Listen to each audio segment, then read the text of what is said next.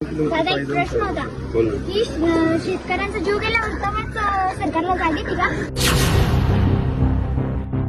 शेतकऱ्याच्या घरात तेल असते तर मीठ नसते, मीठ असते तर तेल नसते. दादा माझा बाप बी शेतकरी. दादा एक प्रश्न होता की शेतकऱ्यांचा जीव गेल्यावर तेव्हाच सरकारला जाग येते का?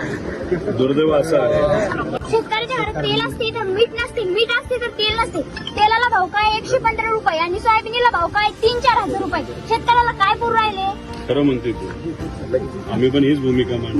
दादा माझा बाप बी शेतकरी आहे. वडील आलेत ते नाही वही आणायची असते दादा तर पप्पा जर का म्हणजे माझ्या खिशात 10 रुपये नाही तर इतकं वाईट वाटतं.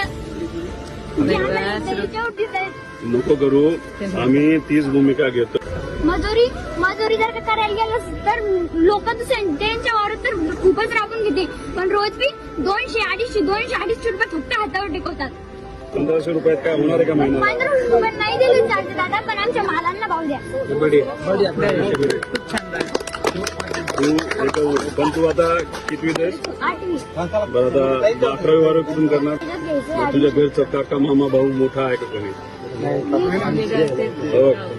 हिचं तू 8वी ना, 11वी जेव्हा जायचं असेल तर बारामतीला शारदा नगर म्हणून शाळा आहे. ही ज्या पद्धतीने बोलते आक्रमक भूमिका घेते, तर उद्या जाऊन ही नक्कीच मोठी सगळेच बनतील.